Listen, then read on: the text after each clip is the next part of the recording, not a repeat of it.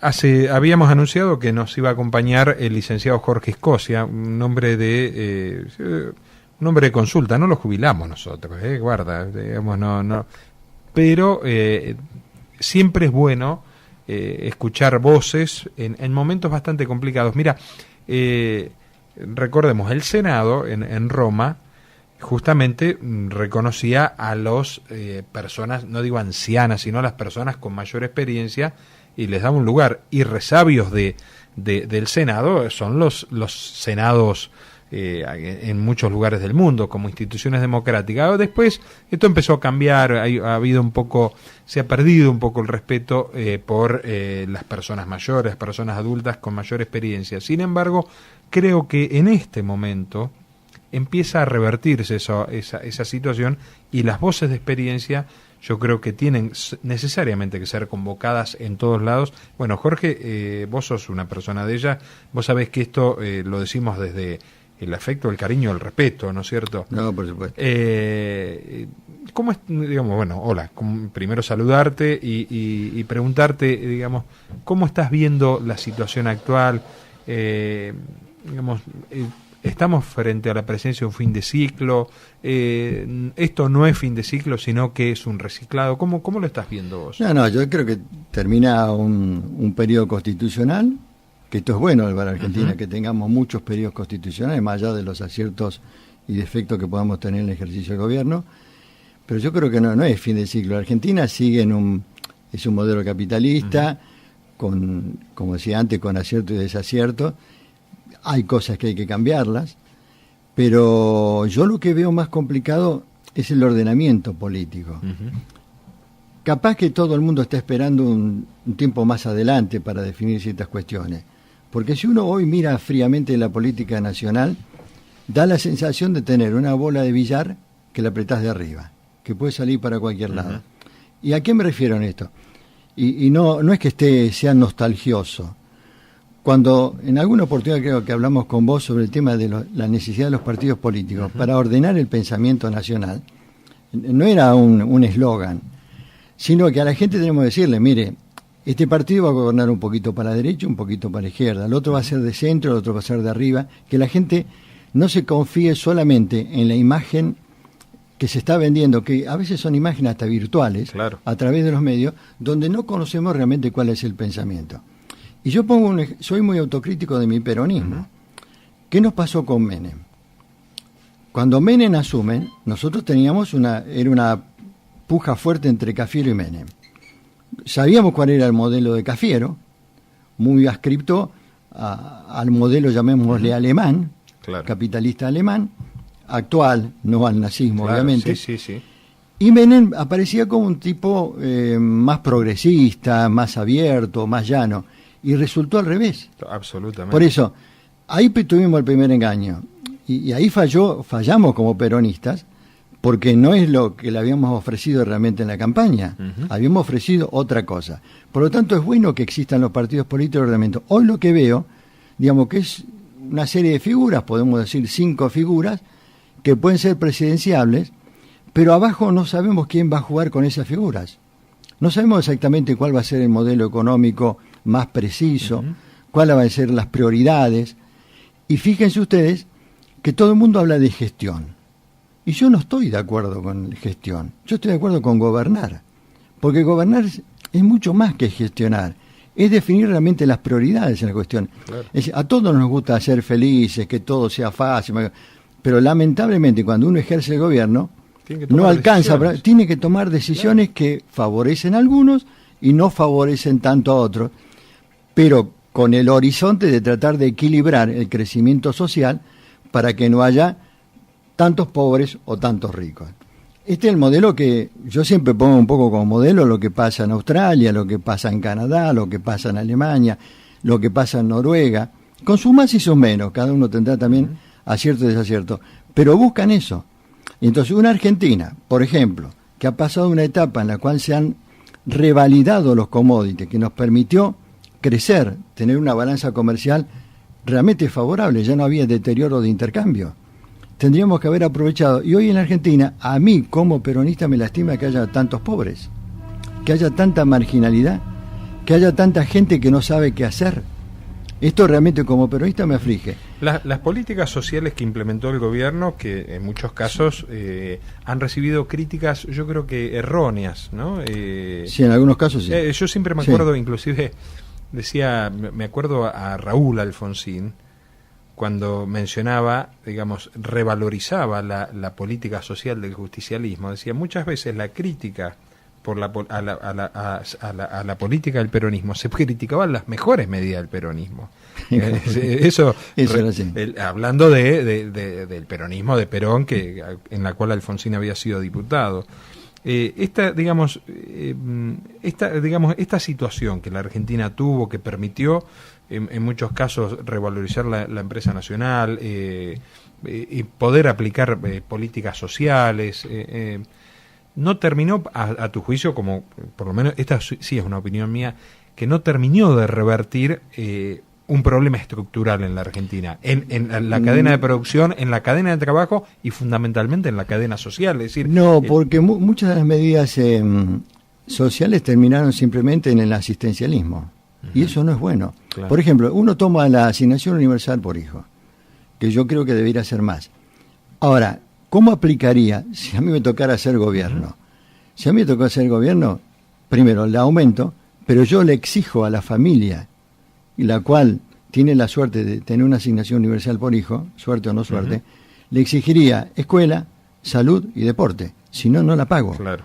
Porque si no, no saco a esos chicos de la calle. Inclusive la discusión de que sea efectivamente universal está vinculado a que también haya un estímulo a que la persona busque trabajo, porque uno puede decir, sí, es ilegal, no se respeta la legalidad, pero en más de una ocasión, mucha gente, frente a la posibilidad de tener un trabajo concreto, pide trabajar sin que se lo blanquee, sí, o directamente elige no trabajar porque pierde la asignación universal.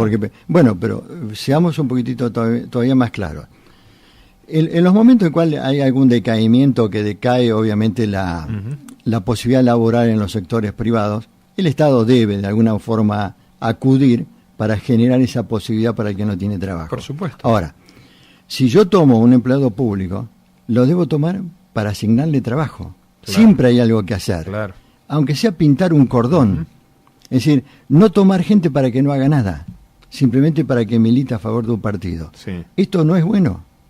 Por lo tanto, hay montones de decisiones que a veces pueden caerle mal a aquellos que tienen por ahí una posición muy liberal, digamos. Dice, bueno, el Estado tomó gente. Bueno, el tema es para qué la tomo. Claro. Si yo tomo gente para trabajar en salud y los hago trabajar en los hospitales, aunque tenga un poco de exceso, tampoco es malo. Claro. Ahora, si yo los tomo para que no hagan nada, ahí está el error. Estos son los problemas de fondo que yo creo que hay que corregirlos en la política. Porque es cierto que no hemos aprovechado ese rango cronológico de los commodities, no lo hemos aprovechado para generar cierta transformación y fundamentalmente para aplicarlo al mejoramiento de infraestructura del país.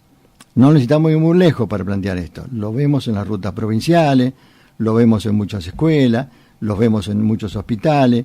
Por lo tanto, hay cosas que realmente deberíamos haberlas hecho. Creo que esta es una asignatura pendiente que tiene, en mi caso, lo digo como peronista, tenemos los peronistas, que esperemos que el próximo gobierno realmente sepa de alguna manera analizar esto y tomar las decisiones que correspondan. Y después está lo otro, empezar a escuchar al que no nos votó.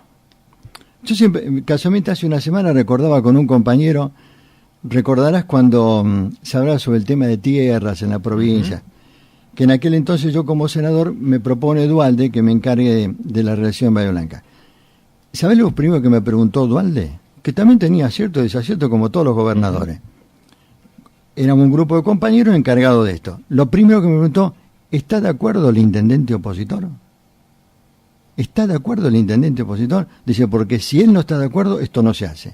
Es decir, nos estaba diciendo, no que nosotros nos subordináramos directamente, sino estaba diciendo, pónganse de acuerdo, muchachos, porque el tema de tierra es un tema que le interesa a todos, más allá de la ideología, y por lo tanto, confluyan en la mejor decisión peronista y radical en aquel entonces. Digo, y estas cosas hay que empezar a recogerlas.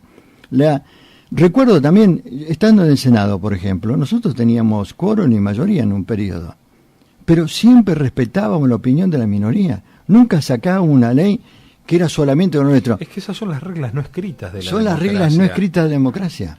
Y bueno, digamos, y no le hemos vivido tanto tiempo atrás. Es decir, hablo de los años 2000. Claro. Por lo tanto, no es tan lejano en la historia argentina, no estoy hablando ni de San Martín ni de Belgrano, estoy hablando de una cosa prácticamente contemporánea. Por lo tanto, creo que ese camino hay que empezar a recorrerlo. Insisto, definir un poco políticamente los candidatos, definir un poco más, volver, aunque sea escribir algo de plataforma electoral. Porque la plataforma electoral no es solamente mostrarse en televisión y en la radio. Es bueno. Es un mínimo compromiso de un contrato social que ya saber no se qué hace es lo más. que voy a votar. Saber Claro. qué es lo que voy a votar. Sin ningún temor. Esto es un tema. El otro, gane quien gane, que empiece a respetar a las minorías. Es fundamental empezar a respetar a las minorías. Y además, siendo, digamos, egoísta políticamente, si uno respeta a las minorías, termina conquistando a las minorías y resulta mucho más fácil las posteriores elecciones. Esto es así de simple.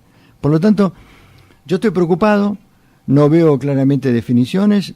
Insisto, no solamente yo no le echo la culpa ni a Macri ni a Lunen, yo me guste o no me guste, hay dos candidatos que provienen más del peronismo, que son Scioli y Massa. Claro. Seguramente los más peronistas optaremos por esas alternativas. Pero creo que en algún momento hay que corregir estas cuestiones que no le hemos sabido corregir. Y es cierto, como decía un candidato anterior que estuvo aquí hablando, un diputado, Gay, es cierto que hace muchos años que gobernamos los peronistas en la provincia de Buenos Aires. Y si uno analiza y recorre el país, ve que hay provincias que se han ordenado, que tienen cierta infraestructura, y la provincia de Buenos Aires está muy abandonada. Y no es solamente el problema de transferencia de fondos, es decisión del buen uso de los fondos. Y no necesitamos ir a cosas muy profundas. Conocerás lo que está pasando, por ejemplo, en la obra social IOMA, conocerás lo que está pasando con los docentes, conocerás la falta de infraestructura en el medio sanitario. Digo, son todas cosas muy gruesas, porque uno sea de derecha, izquierda, peronista, radical, UNE, lo que se le ocurra, la salud y la educación, muchachos, es prioridad, pero sin ninguna duda. Bueno, y eso en la provincia de Buenos Aires no está ocurriendo, y a mí me da lástima. Y entonces en ese marco temo que si le tocara ser presidente a Scioli también me hiciera lo mismo, porque entonces el drama más importante, porque ahora podés usar la excusa de que bueno, que tengo cierto enfrentamiento con el gobierno nacional, no tengo dinero, más allá que yo observo que no se usa bien el dinero, pero me preocupa después ser presidente. Si va a manejar de la misma forma que la provincia de Buenos Aires, pobre Argentina. Eso me preocupa como peronista. ¿Y cómo lo ves a Massa? Bueno, yo creo que a Massa le faltan algunas definiciones. Hoy, obviamente, el sector, digamos, de los tres candidatos, hay dos que de alguna forma representan más claro a la oposición. Macri tiene un modelo bien definido, toma decisiones que a uno le pueden gustar o no le pueden gustar, pero las clarifica, y Massa creo que tiene que empezar a recorrer ese camino para, de alguna manera, pararse realmente como alternativa ante un gobierno que presuntamente queremos que cambie en algunas pautas, por lo menos. Y en esto, obviamente, uno hace, vos que conocés la política, uno tiene amigos, digamos, uno no es adversario ni enemigo de nadie, uno tiene amigos radicales, de Lunes, de esto, y dentro de la gente de Scioli y de Massa tiene amigos, vamos a ser sinceros, y uno a veces les aconseja. Yo, por ejemplo, una cosa que haría para mejorar la institucionalidad, por ejemplo, le diría a aquellos que son más jóvenes, en el caso de Scioli y Massa, me atrevo a opinar más sobre ellos porque los veo más cerca del peronismo, decía, mire, cuando elijan al vicepresidente, elijan un vicepresidente que tenga cierta altura política, que maneje de alguna manera lo que se entiende como la parte de la legislatura más vieja, más sabia, digamos, donde en el Senado tendrían que caer las cosas. Yo a veces asimilo al Senado a la Suprema Corte de Justicia. Es como el segundo órgano que de alguna manera monitorea la efervescencia que tiene la Cámara de Diputados. Ahí en el Senado hay que tener tranquilidad, paciencia, equilibrio, pensar en el conjunto del país. Bueno, y por eso yo le aconsejo, busquen algún dirigente político que obviamente tenga afecto político por él, pero que le maneje bien el Senado. El Senado hay que últimamente ocurren cosas muy feas en el Senado de la República Argentina, y creo que hay que empezar a corregirlo para dar ejemplo institucional. Jorge, vos tuviste un cargo en el Partido Justicialista, no sé si lo seguiste teniendo. No, yo ya no acepté. ¿Cómo estás viendo lo que está pasando en el peronismo local? No solo, digamos, lo ocurrido ahora, que obviamente, digamos, yo creo que tiene, digamos, es la exacerbación de algo que me parece que también ocurrió o viene ocurriendo con estos interinatos. Sí, pero ¿cómo estás viendo vos a mí como ya no solamente como peronista, como bahiense, esto ya me molesta.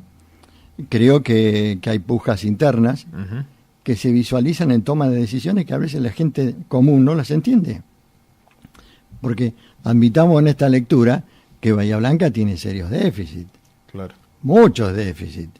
Es decir, basta recorrer nuestras veredas, basta recorrer nuestro sistema cloacal, basta recorrer muchas de nuestras escuelas, porque esto de que las intendencias dicen, no, esto es de provincia, esto es de nación, esto es de la UNESCO, esto es de la ONU, no, flaco, basta. Sí. Los problemas son tuyos, para eso te eligen, para eso sos el mandatario. El jefe político de la ciudad. Y yo creo que esto le cae mal. Con respecto a lo que dijo el concejal que ahora asume internamente la municipalidad, bueno, él repite lo que había dicho casualmente el consejo, él fue honesto en esto. Es decir, yo de cualquier manera creo que hay que tener precaución en estas cosas. Ante la zozobra que...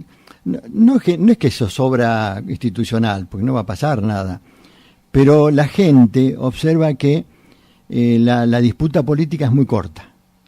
Y entonces le quita credibilidad a todo el sistema político. Claro. Porque, y en esto lo debo admitir, y seguramente vamos a coincidir, hoy nos paramos ante la sociedad y es muy poca la gente que te felicita por ser dirigente político. Absolutamente. Es decir, por lo general, detrás de la palabra dirigente político hay una duda. Y esto es malo. Claro. Porque admitamos que la política debe ser ejercida por los políticos. Esto no significa que el político solamente es el que transitó un partido político, porque alguien puede venir y abrevar y generar alternativas superadoras desde otros perfiles. Yo no inhibo a los empresarios, claro, al hombre común. Los malos común. políticos tienen que ser reemplazados por buenos políticos. Por buenos políticos. Pero, claro. Y esto es lo que está fallando. Y a la municipalidad de Bahía Blanca, yo insisto, saludo, tengo afecto, yo la veo alejada de las cosas reales. Por ahí, pues como bahiense he soñado otra Bahía Blanca. Siempre le digo a mucha gente, nos autodefinimos, por ejemplo, con una ciudad industrial. Primero deberíamos corregir, es cuanto mucho un distrito industrial. Claro. Porque hoy es más industrial Ingeniero Igual que Bahía Blanca. Sí. Admitámoslo en serio. Pero nos hemos quedado en las grandes empresas y no tenemos preparado un plafón. Esto se prepara con los dirigentes empresariales, los gremios. Un plafón para que sea el ejemplo más industrial. fuerte es el parque agroalimentario. Sí. Que quedó absolutamente frustrado en la realidad. Totalmente frustrado. Y bueno, tantas otras cuestiones que nunca se terminan de concretar o al menos tener un impulso. De hecho,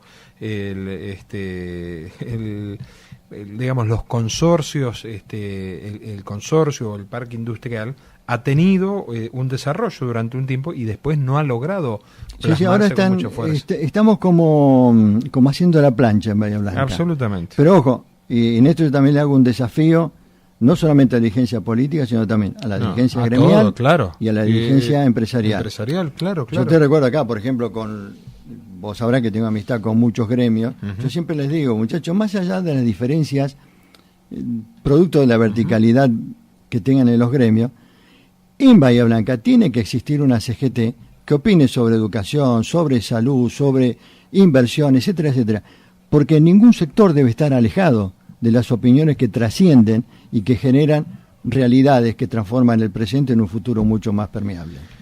Jorge, quisiéramos hablar un montón de tiempo, pero la gente también quiere escuchar a Boca y River. Está bien. Quiere escuchar a Radio Rivadavia. A ver el partido. Yo soy de River. Sos de River.